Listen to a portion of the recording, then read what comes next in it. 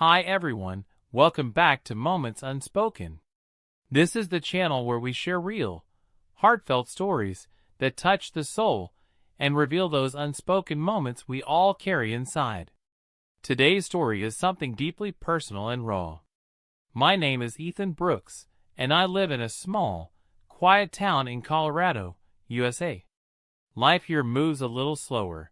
Snow-capped mountains, beautiful fall colors, and neighbors who feel like family. I've always been a family man. My family was my whole world. I did everything for them, paid the bills, planned vacations, threw surprise parties, and stood by them through every problem. This particular Thanksgiving was supposed to be special. It was the end of November, and snow had already started falling outside.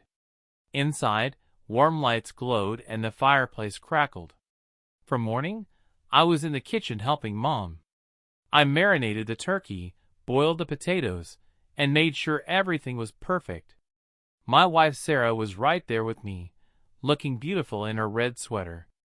Our kids, 8-year-old Liam and 6-year-old Emma, were excited in the living room, already talking about Christmas decorations even though it was still Thanksgiving. My older brother Ryan and his family had arrived, and my younger brother Tyler was home from college. The whole house was filled with laughter. At dinner, everyone sat around the table sharing stories. I thought life was perfect. But as the night grew deeper, I discovered that perfection was only on the surface. What happened next changed everything. Thanksgiving morning felt warm and festive right from the start. Mom had baked her famous pumpkin pie, and the kitchen smelled of cranberry sauce and spices. I was setting the table when Ryan came over and gave me a big hug. "Bro, you're the one who keeps this family together every year," he said. It made me feel good. Sarah walked up and whispered, "Ethan, you're so thoughtful. I feel lucky to have you." The kids were thrilled because I'd brought special board games for them. When dinner time came, the turkey was golden brown, the stuffing was perfect, and every face around the table had a smile. We followed our family tradition. Each person shared what they were grateful for that year. I said I was grateful for my family because they were my backbone. Everyone clapped. After dinner, we moved to the living room, looking at old family photos, laughing, teasing, and sharing memories. Time flew by. By 9 p.m., I was exhausted. I'd been up since 5 a.m. prepping the turkey. Sarah told me, "Baby, go get some rest. I'll handle the rest."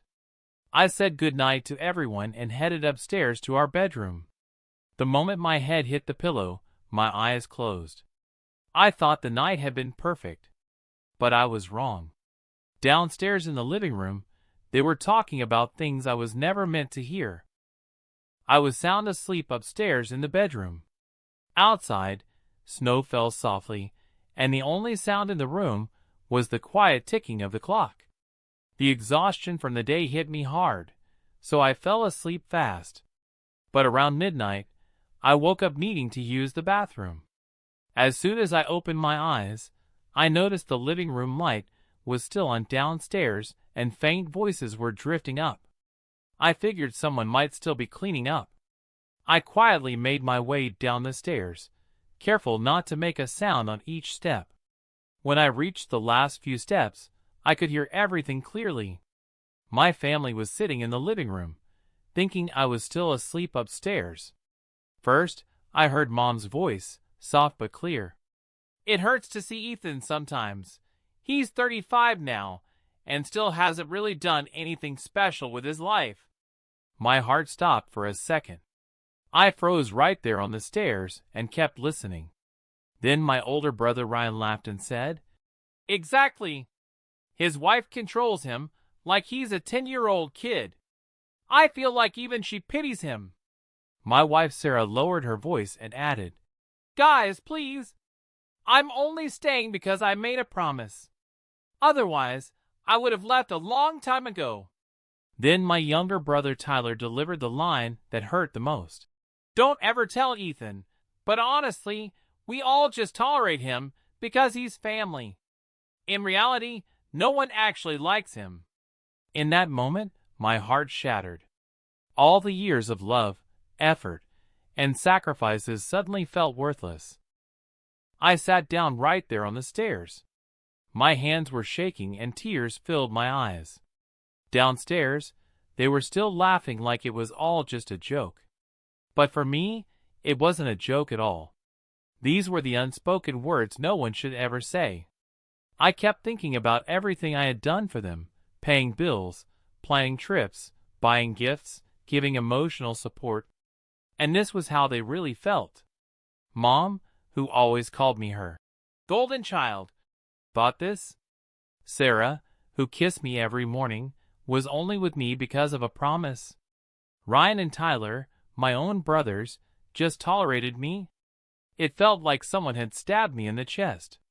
I sat there for about 10 minutes, trying to process it. Then I made a decision. I couldn't stay silent. I stood up and walked into the living room. The moment I stepped in, the room went completely quiet. Shock covered every face. Mom started crying and said, "I didn't mean it like that." Sarah covered her face. Ryan just muttered, "Bro, you were supposed to be asleep. We were only joking." But I knew it wasn't a joke. I confronted all of them. I heard every single word. The looks on their faces made it even worse. After that night, our family was never the same again. The confrontation left the living room in total silence for a long time. Mom was crying, begging for forgiveness. "Son, I was just tired. I don't really think that." Sarah wiped her tears and said, "Ethan, please. I only said it in front of them. I didn't mean it inside." Ryan told me I was overreacting. But I wasn't overreacting. Those words had cut deep like knives. That same night, I packed a bag and left the house. Snow was still falling as I started the car and drove away. I checked into a hotel and spent the next few days alone. Family members called and texted, but I didn't reply. I sat in that hotel room reviewing my entire life. All the memories now looked different. Every laugh and every hug felt fake. Thanksgiving passed, then Christmas came, but I didn't go home. I missed the kids terribly but couldn't face them. Those unspoken words had broken our family forever. I still wonder what would have happened if I had stayed asleep that night. Maybe everything would have continued as normal. But the truth was out, and there was no going back. A few weeks after the confrontation, I decided I had to rebuild my life. I changed jobs and moved into a small apartment. I still saw the kids when I could, but talking to Sarah became incredibly difficult. The family group chat was now just formal messages. One day Mom called, crying, "Ethan, come home. We all regret what we said." But I couldn't trust it anymore. Those words kept replaying in my head. "We just tolerate him. He hasn't done anything special." They stopped me from sleeping at night. I started seeing a therapist, and she told me, "Sometimes the words from the people we love the most hurt the deepest because we expect the most from them." I finally understood. Even now, when Thanksgiving or any family gathering comes around, my heart still aches. I celebrate alone these days. A small turkey, a pie just for me, and video calls with the kids. There's an emptiness inside that never fully goes away. The reason I'm sharing this story is to remind everyone, think before you speak those unspoken thoughts. Once the words are out, you can never take them back. Today I'm 37 years old, and life is different, but I know myself better than ever before. That Thanksgiving night taught me that family isn't just about blood, it's about trust and respect. If you've ever felt like your own family only tolerates you, or if you've overheard words that completely broke your heart, please watch this video all the way through. Drop your story in the comments. Have you ever overheard something painful from the people you love? Have you ever struggled to control your anger before speaking to family? If this story touched you, hit that like button. Subscribe to Moments Unspoken so you never miss these real emotional stories, and turn on the bell icon. Thank you so much for watching until the end.